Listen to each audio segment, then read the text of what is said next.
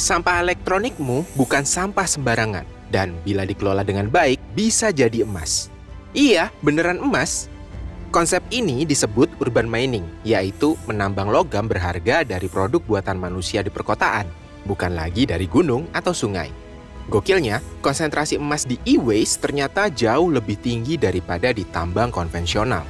Jadi, kalau kamu mikir emas cuma bisa didapat dari beli atau nambang pakai alat berat, siap-siap kaget. Emas masa depan ada di HP dan TV bekas kita. Di video ini, kita akan bongkar rahasia di balik urban mining yang ternyata potensinya begitu menjanjikan. Jangan lupa like video ini, komen pendapatmu, share ke temenmu, dan subscribe ke channel Baiklah biar nggak ketinggalan bahasan menarik lainnya soal hal-hal yang kelihatannya biasa tapi ternyata krusial.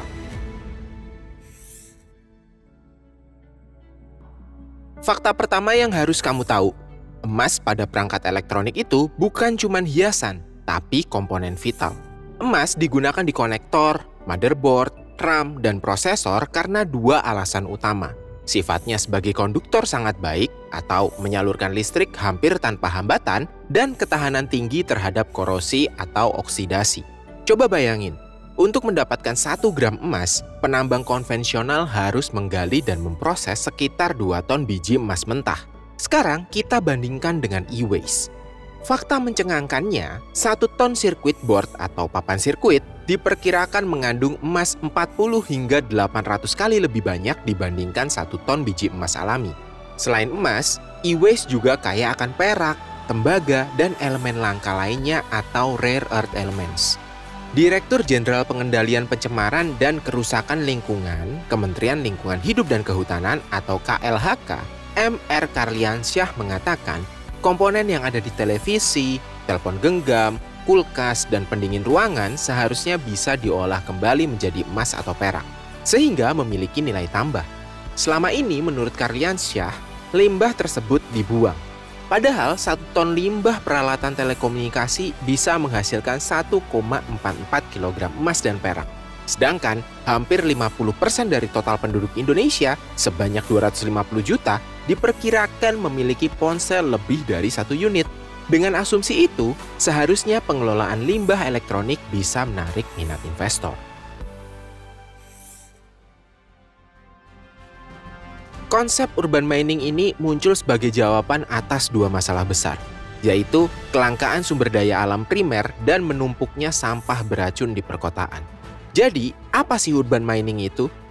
Secara sederhana, urban mining adalah proses ekstraksi material berharga dari produk buatan manusia, seperti laptop, kulkas, AC, TV, dan barang elektronik lain yang sudah dibuang. Fokusnya adalah material bernilai tinggi seperti emas, platinum, palladium, perak, dan tembaga yang konsentrasinya tinggi di barang-barang elektronik. Konsep ini sangat penting dalam mendukung ekonomi sirkular, alias ekonomi yang berkelanjutan dan ramah lingkungan. Jika tambang konvensional sifatnya linear, ambil, buat, buang, urban mining bersifat sirkular, ambil, buat, gunakan, daur ulang, ambil lagi. Urban mining dianggap sebagai sumber sekunder logam yang krusial karena dapat mengurangi ketergantungan pada sumber daya alam primer dan secara signifikan mengurangi dampak lingkungan yang ditimbulkan oleh pertambangan tradisional. Eits, jangan buru-buru langsung cari dan bongkar sendiri barang-barang elektronik kamu sekarang. Meskipun ada emas di barang elektronik bekas kalian, kamu nggak bisa cuma bakar HP bekas di halaman rumah. Soalnya proses ekstraksi emas dari e-waste itu tuh sangat kompleks, mahal, dan yang paling penting, berbahaya jika dilakukan tanpa standar keamanan yang ketat. Secara garis besar, proses urban mining melibatkan beberapa tahapan industrial. Pertama, ada proses koleksi, sortir, dan dismantling. Tahap ini mencakup pemilahan e-waste, misalnya antara HP, TV, dan kulkas, dan pemisahan komponen secara manual, misalnya memisahkan baterai dan motherboard.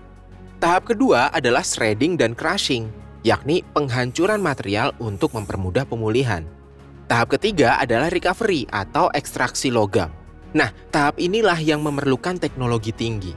Ada 2 metode utama yang bisa digunakan, yakni pirometalurgi atau peleburan dengan cara membakar material di tungku bersuhu tinggi. Cara kedua dengan hidrometalurgi alias menggunakan bahan kimia kuat. Misalnya aqua regia yang merupakan campuran asam nitrat dan asam klorida pekat untuk melarutkan logam. Penting untuk dicatat, e-waste mengandung zat-zat berbahaya seperti merkuri, timbal, kadmium, dan kromium. Penggunaan asam kuat dalam metode hidrometalurgi harus dilakukan dalam fasilitas berizin dengan sistem pembuangan limbah beracun alias B3 yang aman dan terkontrol. Daur ulang yang tidak bertanggung jawab, misalnya dibakar sembarangan, justru akan melepaskan racun mematikan ke udara, tanah, dan air. Inilah mengapa urban mining harus diserahkan kepada fasilitas resmi yang memiliki izin pengelolaan limbah B3.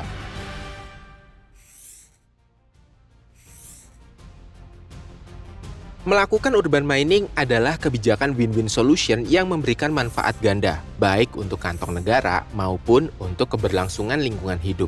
Manfaat pertama, jelas jadi cuan ekonomi baru. Urban mining menciptakan sumber pasokan emas dan logam mulia sekunder yang stabil, mengurangi ketergantungan pada impor, dan menghemat biaya eksplorasi tambang konvensional. Sebuah perusahaan daur ulang di Jerman misalnya, dilaporkan mampu memperoleh 18 ton emas per tahun melalui urban mining.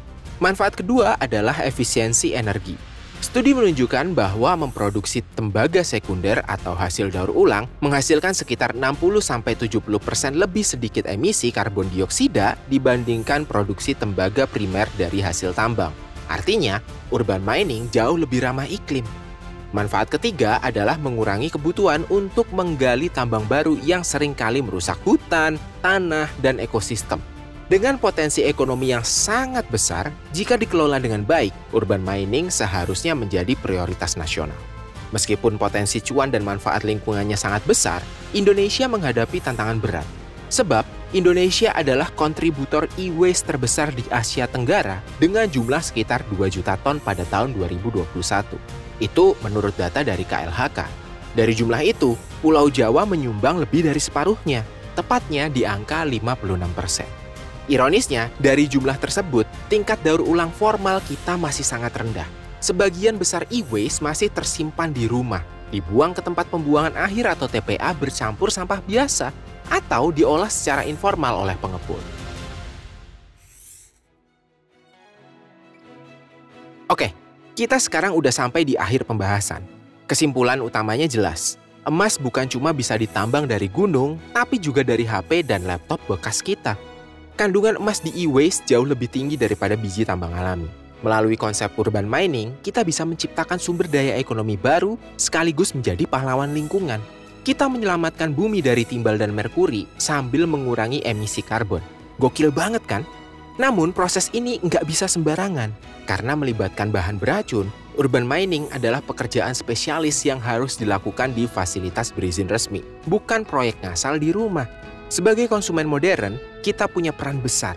Jangan simpan atau buang e-waste sembarangan. Saatnya kita mulai peduli di mana sampah elektronik kita berlabuh, karena masa depan pertambangan yang lebih bersih dan berkelanjutan ada di tangan kita. Kalau kamu ngerasa video ini bikin kamu ngerti sesuatu yang sebelumnya kelihatan rumit, jangan lupa untuk like, komen, dan share ke temenmu. Dan tentu aja, subscribe ke channel Baiklah biar kamu nggak ketinggalan pembahasan-pembahasan penting lainnya.